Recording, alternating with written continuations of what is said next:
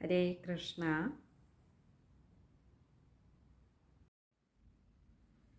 ഇനി നമുക്ക് 35-ാമത്തെ ശ്ലോകമാണ് നോക്കുവാനുള്ളത്. 35-ാമത്തെ ശ്ലോകം. തദത്ഭുതസ്തോത്രസുവാദ്യഗീതികാജയാതി നൈകോത്സവമംഗളസ്വനാൻ ശ്രുത്വാ സ്വധാംനോന്ത്യജാഗതോ ജിരാത് ദൃഷ്ട്വാ മഹീശസ്യ ജഗാമ വിസ്മയം. തദത്ഭുതസ്തോത്രസുവാദ്യഗീതികാജയാതി നൈകോത്സവമംഗളസ്വനാൻ. കുറച്ചധികം വാക്കുകൾ ചേരുന്നതാണ്. ആദ്യത്തെ 2 വരികൾ മുഴുവൻ തന്നെയും ചേർത്ത് ഒരു സമസ്ത പദമായിട്ടാണ് രചിച്ചിരിക്കുന്നത്. നമ്മൾ തൊട്ടു മുൻപുള്ള ശ്ലോകത്തിൽ ഭഗവാന്റെ ഈ ഒരു ലീല കണ്ടിട്ട് ദേവന്മാർ, അതുപോലെ ഗന്ധർവന്മാർ, അപ്സരസ്സുകൾ, ബ്രാഹ്മണർ, ഇവരൊക്കെ എങ്ങനെയാണ് ഭഗവാനെ ഭഗവാന്റെ ജയം, ഭഗവാന്റെ ആ ലീലയെ ആഘോഷിച്ചത് എന്ന് നമ്മൾ കണ്ടിരുന്നു. ഇനി അടുത്ത പറയാണ് തത് അത്ഭുത സ്തോത്ര സുവാദ്യഗീതിക ജയാതി നൈകോത്സവമംഗളസ്വനാൻ. തത് അത്ഭുത സ്തോത്ര, അവരുടെ അത്ഭുതകരമായിട്ടുള്ള സ്തോത്രം. എങ്ങനെ? സുവാദ്യ ഗീതിക ജയാതി, വാദ്യം, പാട്ട്, അതുപോലെ ജയാതി, ജയശബ്ദങ്ങൾ മുതലായവയായിട്ടുള്ള നൈകോത്സവ സ്വനാൻ എന്ന് പറഞ്ഞാൽ അവരുടെ ബഹുവിധങ്ങളായിട്ടുള്ള ജയശബ്ദം, പാട്ട്, വാദ്യം തുടങ്ങിയവയൊക്കെ നിറയുന്ന, ഇതൊക്കെ ചേർന്ന ബഹുവിധങ്ങളായിട്ടുള്ള ഉത്സവങ്ങളെയും അതുപോലെ തന്നെ മംഗളസ്വനാൻ, മംഗളങ്ങളെയും ഒക്കെ, അതിൻ്റെയൊക്കെ മംഗള ശബ്ദങ്ങളെയും ഒക്കെ കൊണ്ട് മുഖരിതമായി അന്നേരം ആ അന്തരീക്ഷം അത് ശ്രുത്വാ സ്വധാംനോന്ത്യജാഗതോ ജിരാത്. ശ്രുത്വ കേട്ടിട്ട്, സ്വധാംനോന്ത്യജ, സ്വധാംനഃ അന്തി അജഹ, ഇങ്ങനെ 3 വാക്കുകൾ വരുന്നുണ്ട്. സ്വധാംന എന്ന് പറഞ്ഞാൽ തൻ്റെ സ്ഥാനത്തിൻ്റെ, അന്തി അതിൻ്റെ അടുത്ത്, അതിൻ്റെ അരികിലായിട്ട്, സമീപത്തിൽ, അജ എന്ന് പറഞ്ഞാൽ ബ്രഹ്മാവ്. സ്വധാംനോന്ത്യജ, ബ്രഹ്മാവ് തൻ്റെ സ്ഥാനത്തിൻ്റെ സമീപത്തിൽ, ശ്രുത്വ എന്ന് പറഞ്ഞാൽ കേട്ടിട്ട്. എന്നിട്ട് എന്ത് ചെയ്തു? ആഗതോജിരാത്, ആഗതഃ അജിരാത്, അജിരാത് എന്ന് പറഞ്ഞാൽ ഉടനെ, ഒട്ടും താമസിയാതെ, ആഗതഃ വന്നു. ദൃഷ്ട്വാ മഹീശസ്യ ജഗാമ വിസ്മയം. ദൃഷ്ട്വ കണ്ടിട്ട്, എന്ത്? മഹീശസ്യ, മഹി ഈശസ്യ, ഈ ഭൂമിയിലെ എന്താ ഈശ്വരൻ്റെ ആ ഒരു മഹിമയെ, മഹി എന്ന് പറഞ്ഞാൽ അതിൻ്റെ ആ ഒരു മഹത്വത്തെ കണ്ടിട്ട്, ജഗാമ വിസ്മയം, ജഗാമ എന്ന് പറഞ്ഞാൽ ഗമിച്ചു എന്നുള്ള അർത്ഥം. വിസ്മയം, വിസ്മയത്തെ പൂണ്ടു, ആശ്ചര്യത്തെ പൂണ്ടു. അപ്പോൾ ഇവിടെ ദേവന്മാർ ചെയ്തതും അത്യന്തം അത്ഭുതവുമായിട്ടുള്ള ആ സ്തോത്രം, അതുപോലെ തന്നെ വാദ്യഘോഷങ്ങൾ, പാട്ട്, ജയശബ്ദം തുടങ്ങി പലതരത്തിലുള്ള ഉത്സവമേളങ്ങളും അങ്ങ് ബ്രഹ്മലോകത്തിൽ ഇരുന്നു കൊണ്ട്, അല്ലെങ്കിൽ സത്യലോകത്തിൽ ഇരുന്നു കൊണ്ട് ബ്രഹ്മാവ് കേട്ടിട്ട് തൻ്റെ സമീപത്തിലെ, തൻ്റെ ആ സ്ഥാനത്തിൻ്റെ തന്നെ സമീപത്തിൽ എന്ന പോലെ അത് കേട്ടു. എന്ന് പറഞ്ഞാൽ അത്രയും വലിയ കരഘോഷമായിരുന്നു ഇവിടെ ഉണ്ടായിരുന്നത്. അത് തൻ്റെ ആ ഇരിപ്പിടത്തിൻ്റെ തൊട്ടരികിലാണോ ഈ ഉത്സവമേളം നടക്കുന്നത് എന്ന് തോന്നിപ്പിക്കുമാറ് അടുത്തായി അത് കേട്ടു. കേട്ടിട്ട് ഇതിപ്പം പറയുമ്പം നമുക്ക് തോന്നുന്നു ഇങ്ങനെ ഇത്രയും ദൂരമൊക്കെ ഇത് വ്യാപിക്കുമോ? ഇത് ആ രീതിയിലല്ല. ഭഗവാന്റെ ഈ ഒരു അവതാര മാഹാത്മ്യത്തെ ഭഗവാന്റെ ഭക്തർ എല്ലാ ലോകങ്ങളിലും ഇരുന്നു കൊണ്ട് വാഴ്ത്തി സ്തുതിക്കുന്നുണ്ട്. തന്നെയല്ല, ഭഗവാന്റെ ഓരോ ലീലയും ആസ്വദിച്ച് അവരുമൊക്കെ ഇതേ മാനസികാവസ്ഥയിലാണ്. അപ്പോൾ ബ്രഹ്മാദി ദേവന്മാർക്കാണെങ്കിൽ ഭഗവാന്റെ ഈ ഒരു അവതാര മാഹാത്മ്യത്തെ കാട്ടിക്കൊടുത്ത് അവരെ അനുഗ്രഹിക്കുകയാണ് ഭഗവാൻ അവിടെ ചെയ്യുന്നതും. അങ്ങനെ ഭഗവാന്റെ ലീലകൾ, അതിൻ്റെ ആ ഒരു വ്യാപ്തി, അതിൻ്റെ ആ ഒരു എഫക്റ്റ് എന്ന് പറയുന്നത് ഇത് ലോകങ്ങളുടെയും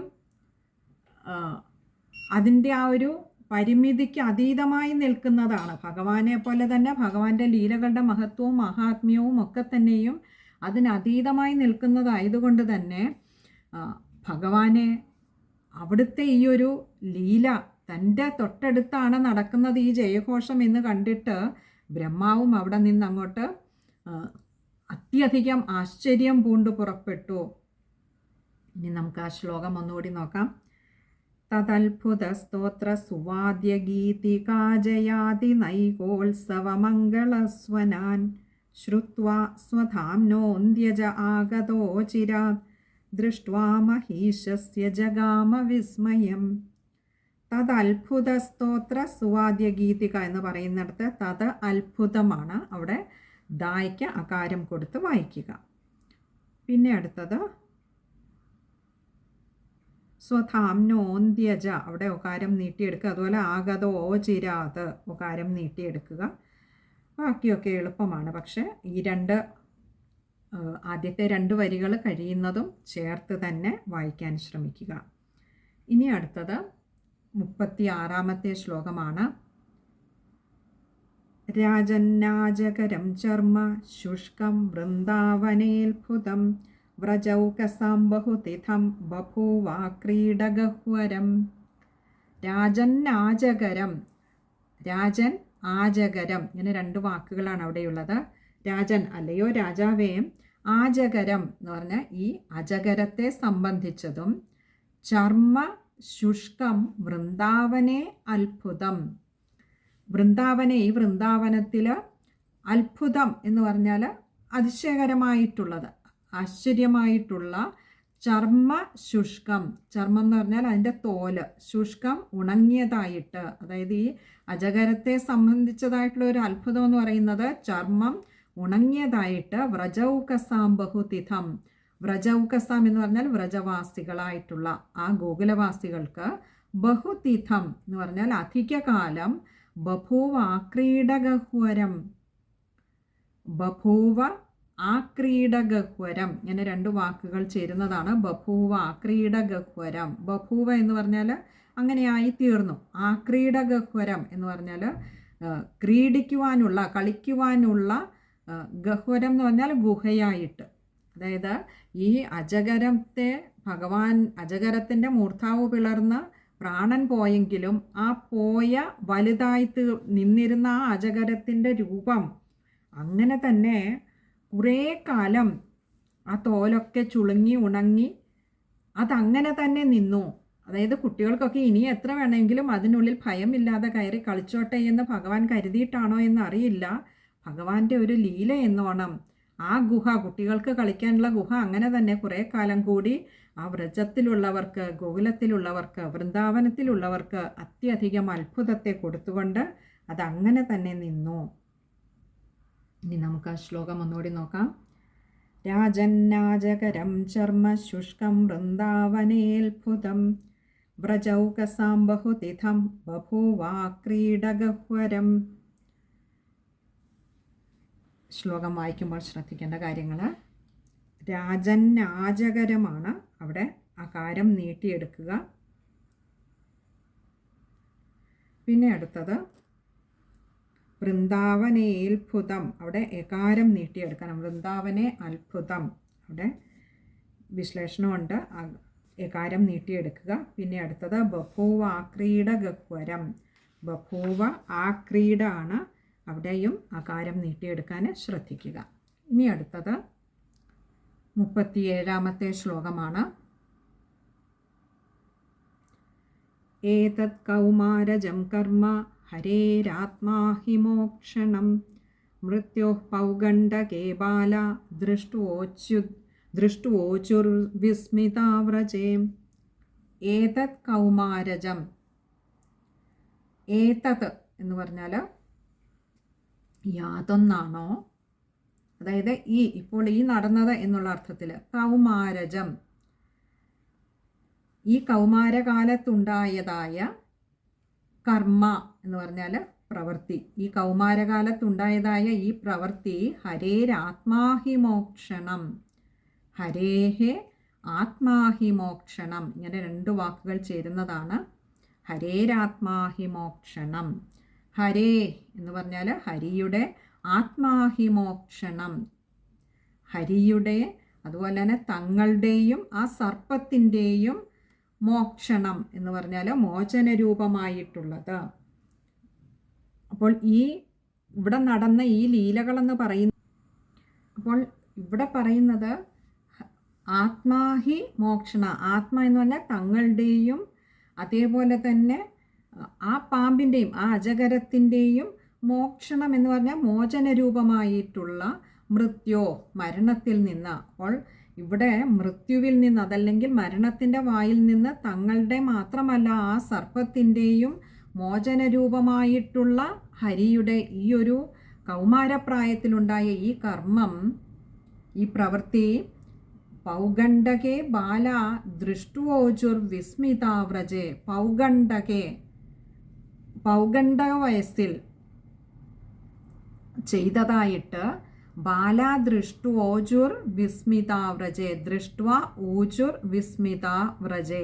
ബാലാദൃഷ്ട്വ ഊജുർ, ഈ കുട്ടികളൊക്കെ കണ്ടുവെന്ന് ഇങ്ങനെ, അതായത് പൗഗണ്ഡ വയസ്സിൽ ചെയ്തതായിട്ട് കണ്ടുവെന്ന് കുട്ടികളൊക്കെ ബാല ഊജുഹു, കുട്ടികൾ വന്ന് പറഞ്ഞത് വിസ്മിതാവ്രജെ, ആ ഗോകുലത്തിലുള്ളവരൊക്കെ വളരെ ആശ്ചര്യപ്പെട്ടവരായി. കുട്ടികൾ ഇങ്ങനെ പറയുക, എന്താ ഇങ്ങനെ അജഗരത്തിൻ്റെ രൂപത്തിൽ വന്ന് കിടന്നതും അജഗരത്തിൻ്റെ വായിൽ നിന്നും തങ്ങളെയൊക്കെ രക്ഷിച്ചതും ഇത് അജഗരത്തിൻ്റെയും തങ്ങളുടെയും മോക്ഷത്തിനായിക്കൊണ്ട് കൃഷ്ണൻ ഇങ്ങനെ ഒരു കളി കളിച്ചിരുന്നു തൻ്റെ പൗഗണ്ഡ വയസ്സിൽ എന്ന് പറഞ്ഞപ്പോൾ ആ ഗോകുലവാസികളൊക്കെ, ആ വൃന്ദാവനവാസികളൊക്കെ അത്യത്ഭുതമായിട്ട് ഇങ്ങനെ നോക്കി നിന്നു. ഈ പൗഗണ്ഡം എന്ന് പറയുന്നത് 6 മുതൽ 10 വയസ്സ് വരെയുള്ള പ്രായത്തെയാണ്. അപ്പോൾ കൃഷ്ണൻ ഇങ്ങനെ തൻ്റെ 6ാമത്തെ വയസ്സിൽ ഇങ്ങനെയൊരു കാര്യം ചെയ്തുവെന്ന് കുട്ടികൾ പിന്നീടാണ് വന്നിട്ട്, പിന്നീടൊരു കാലത്ത്, അതായത് പൗഗണ്ഡം കഴിഞ്ഞുള്ള സമയത്താണ് വന്നിട്ട് എന്ത് പറയുന്നത്, തങ്ങളുടെ രക്ഷകർത്താക്കളോടൊക്കെ താങ്കളുടെ ഗ്രഹങ്ങളിൽ വന്നിട്ട് പറയുന്നത് ഇങ്ങനെ ഒരു കാര്യം കൃഷ്ണൻ ചെയ്തിരുന്നു എന്ന്. അത് കേട്ടിട്ട് അത്ഭുതം കൂറി ഇരുന്നു പോയി ആ വൃന്ദാവനവാസികൾ. നമുക്ക് ആ ശ്ലോകം ഒന്നുകൂടി നോക്കാം. ഏതത് കൗമാരജം കർമ്മ ഹരേരാത്മാ ഹി മോക്ഷണം മൃത്യോ പൗഗണ്ഡകേ ബാല ദൃഷ്ട്വോചുർവിസ്മിതാവ്രജേ. ശ്ലോകം വായിക്കുമ്പോൾ ശ്രദ്ധിക്കേണ്ട കാര്യങ്ങൾ: ഹരേരാത്മാഹി മോക്ഷണം. ഹരേ ആത്മാഹിയാണ്, അവിടെ രായ്ക്ക് അകാരം നീട്ടിയെടുക്കുക. അതുപോലെ ദൃഷ്ട്വോചുർ വിസ്മിത, ദൃഷ്ട്വ ഊജുർ ആണ്, പദം പിരിക്കേണ്ട. ദൃഷ്ട്വോചുർ അത് വായിക്കുമ്പോൾ ശ്രദ്ധിച്ചാൽ മതി. അതുപോലെ വിസ്മിത എന്നുള്ളതിൻ്റെ വാ കൂട്ടക്ഷരമാണ്, അതും ശ്രദ്ധിക്കുക. ഇനി അടുത്തത്, അതുപോലെ മൃത്യോ എന്ന് പറയുന്നിടത്ത് ഒരു വിസർഗമുണ്ട്, പകുതി ഹകാരത്തിൽ വായിക്കുക. ഇനി 38ാമത്തെ ശ്ലോകമാണ്. അത് നമുക്ക് അടുത്ത സത്സംഗത്തിൽ കാണാമെന്ന് കരുതുന്നു. ഹരേ കൃഷ്ണ.